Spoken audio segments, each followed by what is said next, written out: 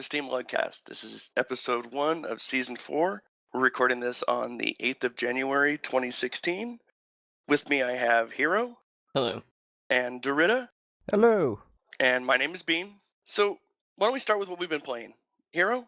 Well, I've been playing lots of Grid Autosport, like unhealthy amounts probably, as well as Sub-Level 0, which was gifted to me. I've been messing around with Steam controller configurations for that, and it's really interesting trying to figure out setting up controls on a gamepad for a 6 Degree of Freedom game. It totally works, it's just different, never tried it before. And then some Civilization 5. How about you, Dorita? Not much, really. I've only been playing Insurgency and CSGO, so what I usually play. And you been? Oh, I've been playing some Grid Autosport. I don't know if the amount's unhealthy. I think it's probably, there's no way, I don't think there's any amount that's unhealthy. Well, with your age, you need to be careful. Oh. Yeah, I have almost, had a heart attack when I thought the cockpit view was too real. All the stress and tension. It happens. And after the last event, I started playing some more Binding of Isaac Rebirth. Really kind of realized that I've just barely tapped the surface of what that game has in it. And when we had the event, which we'll get to later, everybody else had the Afterbirth DLC, which I didn't. So it's a game that I'm going to start investing a lot more time in. Something about some games don't do procedural generation all that well, and then other games seem to pull it off okay.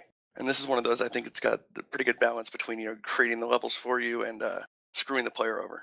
And then a game that's similar to that, but more in the first-person perspective, is Tower of Guns. I don't know what it is about that game. So moving on to SteamLUG community stuff, we had a couple of events in the past. We had Arma 3 to start off this year's events, and then the Binding of Isaac Rebirth. So, I hosted Arma 3. There were only a few people that showed up, but it was fun. We played for a couple hours, cleared out one area, and then I believe after that went on to play Grid Autosport with more people who had that game. How was Rebirth? Rebirth was actually good. There was 3 or 4 other people that were there, and I think people that I had seen showing up for the first time to a SteamLUG event. So it was kind of at least that part of it I enjoyed. A few of us streamed it. I'll have to get those videos together and put them on the event thread in the discussion forums. So I was there. I was watching your stream during that, and I seem to recall that after that we also played some Grid Autosport. I don't think that's true. I think you're making it up. And my hours spent in grid sport will, unfortunately, tell you I'm lying. So we played a lot of Grid Autosport. In fact, today after the cast, we're going to have Left 4 Dead 2, but we've got an actual Grid Autosport event coming up tomorrow for anybody that's interested. Oh, by the time this actually gets up there, it will have been a past event, of course.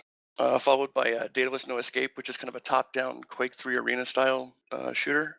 I'm actually looking forward to this event because for a time there are so few players. I got myself to the top rankings on the leaderboards for multiplayer in that game by playing against a bunch of bots because there was nobody else to play against.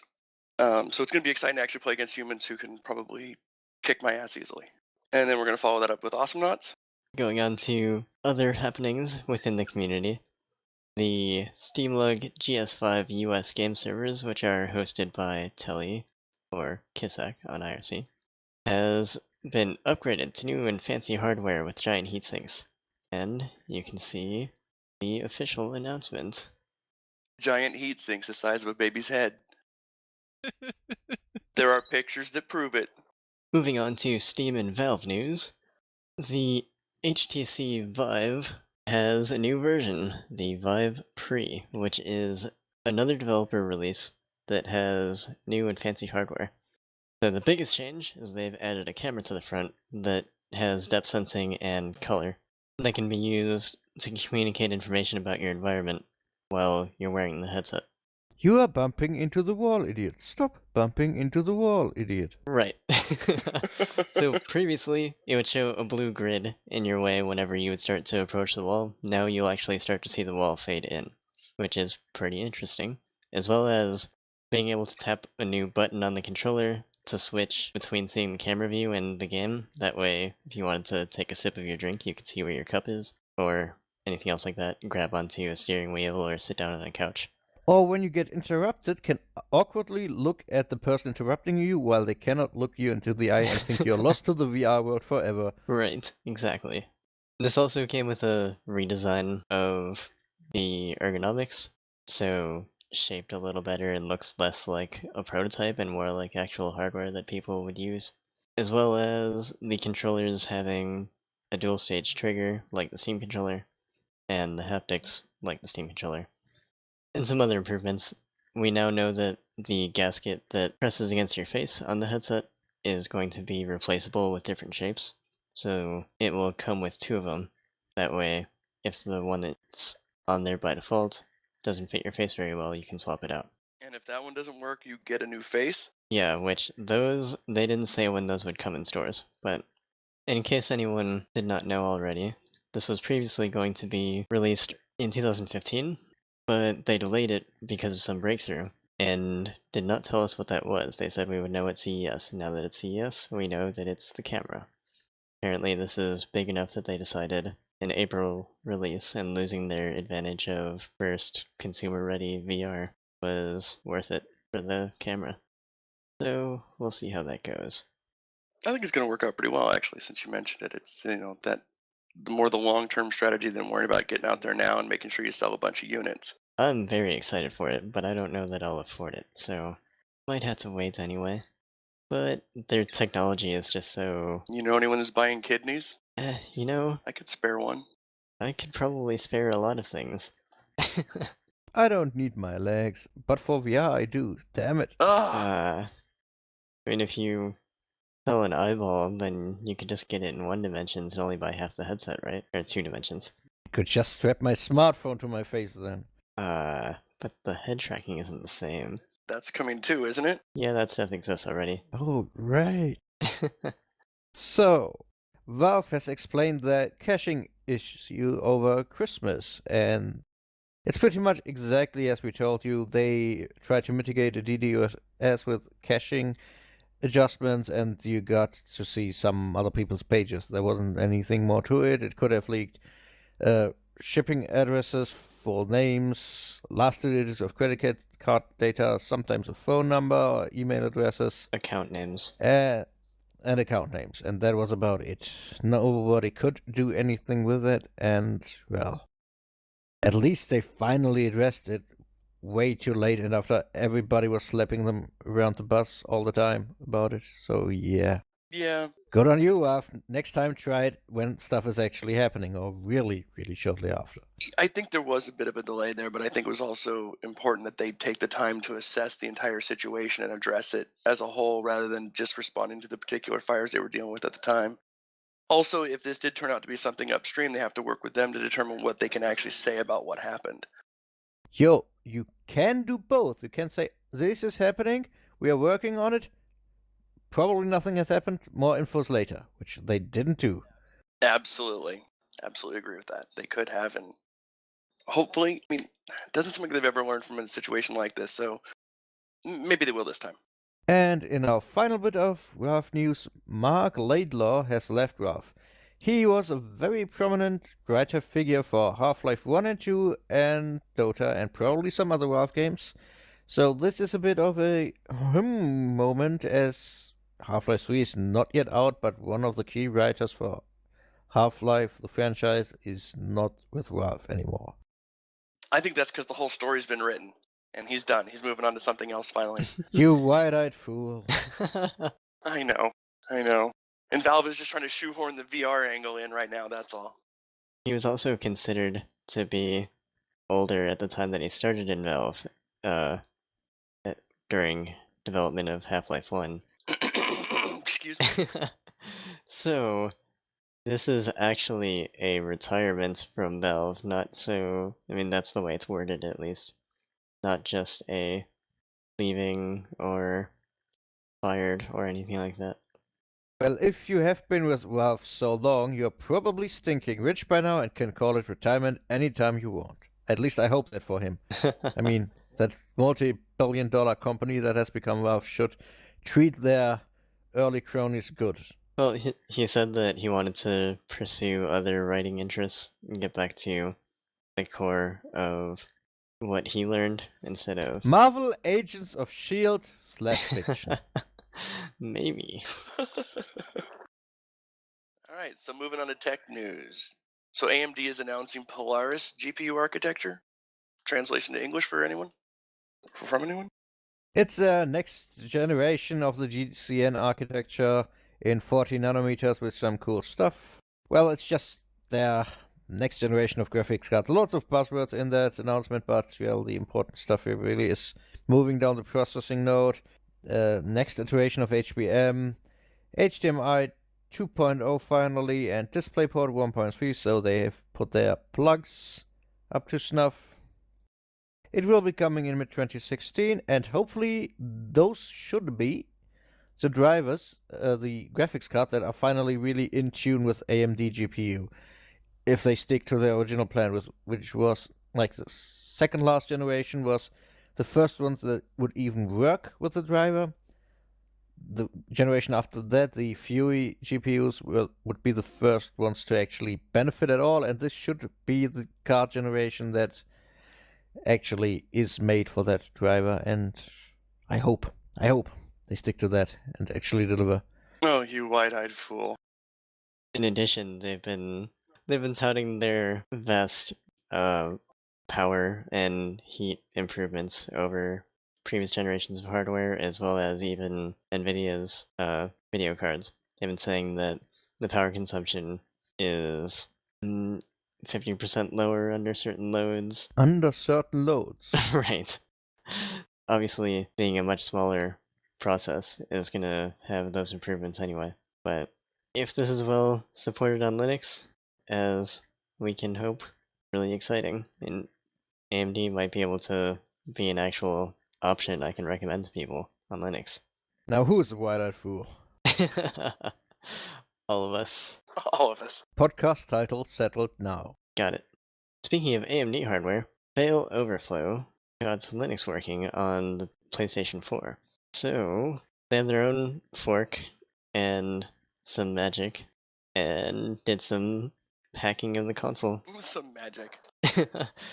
Released this big announcement saying how they got it working, but they don't have 3D acceleration yet, and then the next day released that they had 3D acceleration. Now, it's not quite ready for playing games on yet, but it's pretty impressive. They just... Right. Reading the post, reading that post, it does sound like they're confident that they can get that working and then bring certain games over. If they're running on the PS4, it might be actually possible, to run them in Linux on the PS4. But they do point out too, though, and several times in the article, that they're not looking at this as a way to say bypass copyright or to pirate any of these other games. They're just, in this case, they're just more interested in getting like a full working Linux port on there, getting SteamOS running on the PS4. Getting sweet justice for Sony pulling Linux off the PS3. Yeah, and if you're not needing things that have high performance 3D acceleration, then it's fairly capable already right now. It's just the 3D acceleration is not quite up to snuff yet. See, that might be my Steam machine right there. A PS4, and I get a DualShock 4 controller. Actually, the biggest takeaway from this for me is we can, in fact, liberate some of these lockdown, non-free proprietary bullshit boxes that are called consoles. I mean, this is now a fully unlocked PC. Graphics hardware besides. You can do everything you want on this. It's a full x86 machine. You can install whatever you want, do whatever you want, have a full computer. And that is exciting to me. It's also interesting the possibilities with the unified memory between graphics and system. Yeah, I don't know, this could enable some interesting, neat server stuff, perhaps even. Like, if you need some fast RAM for that. But I don't know. I mean, this isn't a high-end machine in any respect. But it's nice. I mean, some poor families might only have a console and no contemporary PC. Even though this is probably not something they will do themselves, you could do it for them. Yeah, that is an interesting possibility as well. If nothing else, the price to performance ratio of a PS4 is fairly low. So there is that possibility. Yeah, but a lot of people have these things. Yeah. The one takeaway from this is they don't seem to have released any kind of exploit you could use to actually get this running. You have to bring your own exploit, the presentation said. So, Unity 5.31 has a Linux build for the editor now. This is the first release for the 5.3 branch on Linux, which has been released without known issues. The previous release was pushed out just so that people could play with something over the holidays, but it was known to have a few issues, especially in the game preview. The mouse was offset. So if anyone wants to play with the new editor, I'm not sure if it has the OpenGL backend that they just I made. don't believe so. The release notes even say they clamped down even harder on that to make sure the actually supported legacy backend is the only one used. So Right, so in the editor, you're not taking advantage of that, but in the exports, you still would. which is fine, I guess. Yeah, and that'll change eventually. And it's obvious that they're committed to their new OpenGL stack. NVIDIA has released a new beta driver, 361.16, and the big news here is that it has the vendor-neutral driver infrastructure, which means, at least with NVIDIA proprietary drivers, it will not take over libglx all for itself anymore, which was a problem with Linux drivers. Right, so under this scheme, it's possible that drivers can start to use the same libgl, and that opens possibilities to have different graphics cards from different manufacturers running at the same time, 3D accelerated, on the same system without virtualization or anything. So right now it's basically just the groundwork. There's also steps towards having Wayland support and a bunch of other stuff. Another big thing is a lot of bug fixes. As many people probably know, the NVIDIA 358 driver has some crashes in the Steam client, or introduces crashes in the Steam client. So this is reported to fix that as well. So, on to general gaming news. Looks like Rocket League is slated to be released sometime early this year. I guess it's going to come out before their Xbox One release, which is slated for February. Which I figure a console release date is pretty much a fixed point most of the time, right? Especially at this point, if you're like a month away. So that means that hopefully, maybe by the end of this month, we'll have a Rocket League natively on Linux. Yay! Which means we can have an event next month. Yes. Yes, we will. Americans so excited about something that plays like actual football. Oh, it's so much fun though. I mean, and I mean the pure joy of rocketing through the sky to hit this huge ball. It's so much fun. I really enjoyed the hockey mod they made for it though, where it was all ice with the puck because it was flat, and so if it got up sideways, it give you different opportunities for causing the clearing the puck out of the area and stuff. It was great. But yeah, I'm hoping that happens this month so we can get an event scheduled for next month. So Bohemia Interactive has reaffirmed that virtual programming is updating the Arma 3 Linux client to match the latest version that is currently available for Windows. This was something that they had already mentioned, but it's still nice to know that they're continuing to work on it. But the bigger news was actually that they were talking about getting BattleEye working, which is the anti-cheat that they use. And that's obviously a pretty big step. That's one of the biggest features that is currently missing in the experimental ports. So once that's available, or if it ever is available, it's one step closer to no longer being experimental, being entirely official, and then I can tell people to just buy the game. That would be nice. You're ready to just buy the game. Well, okay, now I have to ask though, at this point, does it really seem like they might just decide to scrap the whole thing? Because this seems like a No. lot of investment of time and And- money at this point to have continued as far as they have for what was originally deemed to be an experiment. Right, to me, it definitely seems like they're committed to this, but they don't want to say that officially, because if something big happens and they're not able to get past a certain issue that they have, they don't want to be stuck having said that they promised it. They don't want to be like so many other games that have promised Linux support and then it never came. Obviously, they're already a little further because people can play it right now, but I think they're just erring on the side of caution, which is good, except for the fact that I want more people to buy the game.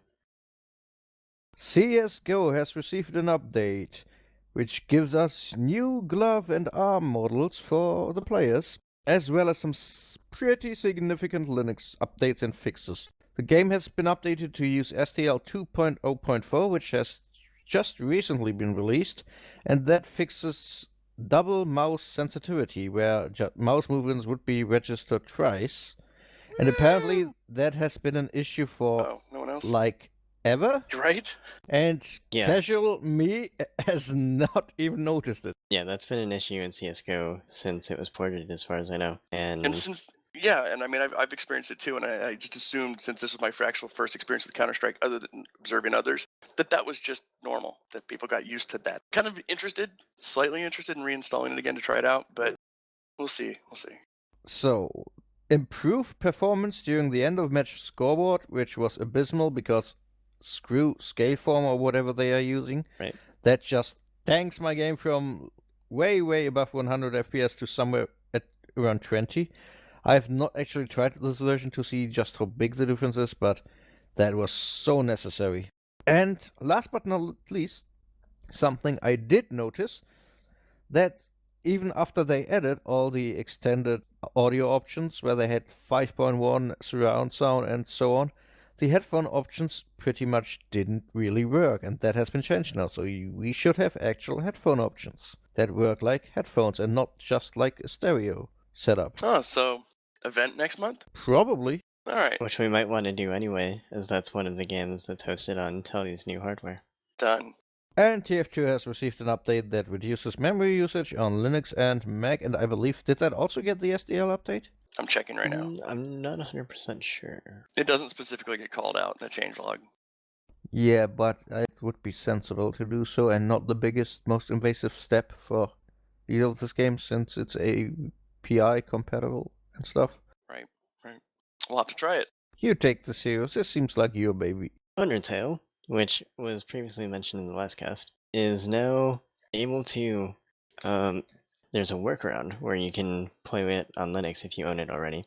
So you need to have access to another game that uses GameMaker Studio, and then extract all the files from the executable that they provide for Undertale, then replace the binary with the one from the other game, and then it just works. Really not that complicated. So, after this was found out, supposedly the developer is considering releasing a Linux port earlier than they expected previously. And that's pretty exciting. And I'm not gonna buy the game just because there's now a workaround to play it, but if they port it, I'd probably be pretty quick to find a way to purchase this. Yeah, me too. Play nicely with my Steam controller, I will. I just love how apparently under control the whole GameMaker toolkit seems to be. They had to do nothing to get this to work except rename one file, but that's because of our case-sensitive file systems. And it just means this is a legitimate one-button click export, and then you get a Linux version, and it just works exactly as the normal version, which is a big kudos to the tool, I think. Yeah, it's kind of interesting because I've heard that it's not actually that easy to do an export from the editor, but apparently it's pretty easy to make your own. Yeah, and I kind of like the developer's reaction here too. It was more that I didn't think it was going to be that easy to do it. And I think this kind of mirrors something we've talked about before, which is that if a developer has no real familiarity with Linux at all, sometimes asking for a Linux port can seem like a monumental task to them. And sometimes the reason that they might reject it outright initially is because it just seems so overwhelmingly. They have, in their mind, probably thinking they have to learn an entirely new operating system and a way of working that is going to be foreign to them. But then something like this comes along where the community says, "Hey, look, check it out, we did it." And Oh. even if they are developers, they still might have never used Linux. And, well, if we use the word developer and recognize the tools he used to make this game, which says nothing about his skills as a game maker, but probably a little bit about his skills as an actual general developer. Well, with most game engines, you could probably be a little more accurate saying game designer.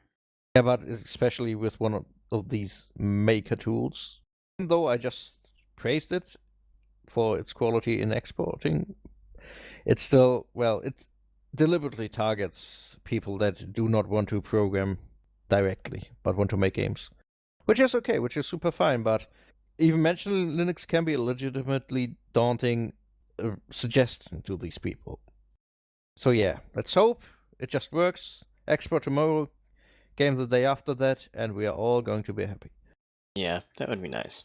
All right. So for all the grid that we've been playing in the community, before before I started playing it real heavily, one of the things I looked into was Soap's port report on Grid Autosport and the comparison between running it on Linux and Windows. And I actually dual boot into Windows 10 because there are a handful of Boo! games. I know. Boo! Hey. It was basically We judge, we do. that's fine. And at this point, though, it was because it was technically free from like licenses from years ago. So it was like no risk to me, and it's on an extra hard drive, so even better. I tell you, once Rocket League comes over, I may not have. I haven't gone back to Windows in a week, so that the shine is already starting to wear off. The games that I can play there aren't compelling enough for me to stay there. But where I was headed with this was that I already had Grid Autosport installed in Windows, and so when I was invited to play, I was already booted into Linux. I didn't feel like booting back out, so I was like, well, maybe I'll just install it. Well, I checked out Sobe's report, and based on what I saw there, I was like, well, it looks like the performance is going to be iffy, but let me give it a shot. I have kind of old hardware, an i5 GT520. The game still runs well enough for me that I can actually play it online with other players. The only thing is that because I only have a wireless headset, there is some kind of issue in game that doesn't like USB headsets at all. I have a USB headset, this wireless headset, and there's some kind of crackling that goes on. But other than that, I would definitely recommend checking out Sobe's report. His machine's definitely more suited to doing comparisons. But for what it's worth, the Autosport port seems to run fairly well. And mostly feature parity, except for the dual screen feature that has other information on your second screen, which is meant more for maybe tournaments and things like that.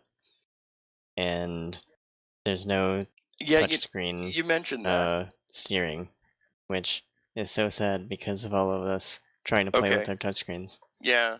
Oh, I was the entire time. I know that when I first ran Linux, that was the one thing I missed was I just kept tapping the corner of the screen. I'm like, why not turning? No, it's I did try that second screen thing you're talking about, and it really the only thing that'd be good for is if there's somebody sitting next to you or behind you who is interested in you playing. Because while you're racing, there's no way you're looking at that screen. Yeah, it's definitely not meant for the driver to look at. So I'm actually kind of glad they didn't bother. I mean, multi-head on Linux is so horrible anyway. Let's not make it worse. Yeah, but you would just need a second window. Don't go there. Okay. So, Pulsar Lost Colony has had a couple new beta updates, 5.1 and 5.2, which added a bunch of new features and a new ship.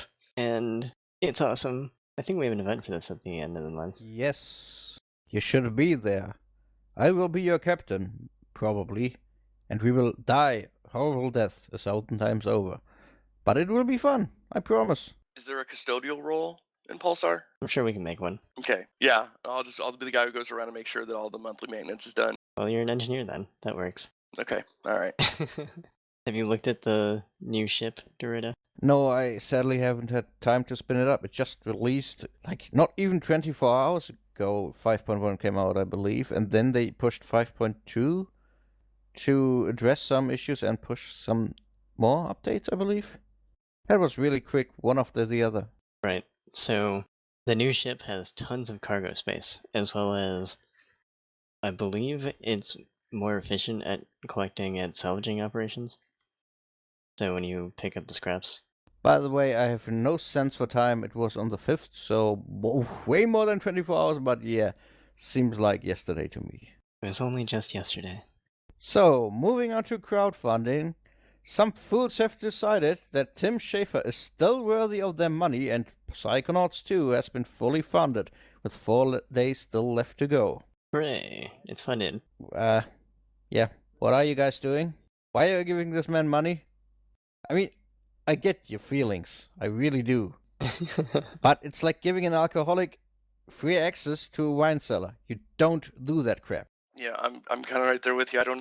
This isn't a surprise to me. I kind of knew that it was gonna reach this goal, but I felt like, and this is again opinions, right? It just feels like the game was held hostage. Like, we've got this great idea for Psychonauts 2, but you know what? If you don't pay up, we don't make it. All right, have fun.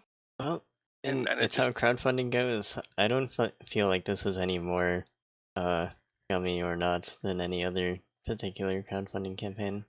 Yeah, and this, like, if I saw this game on Kickstarter by a no-name company, I would brush right past it because it has, like, No actual in-game footage to show at all.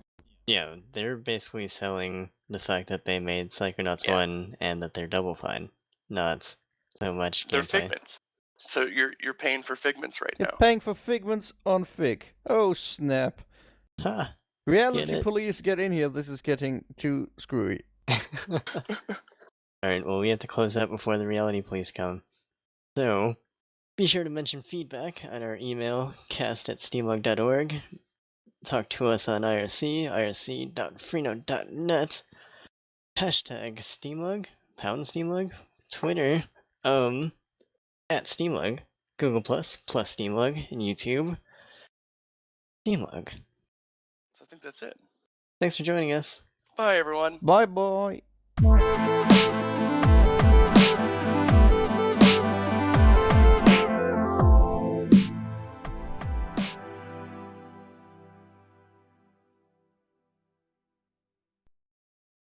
So, Sobes Begin with passion.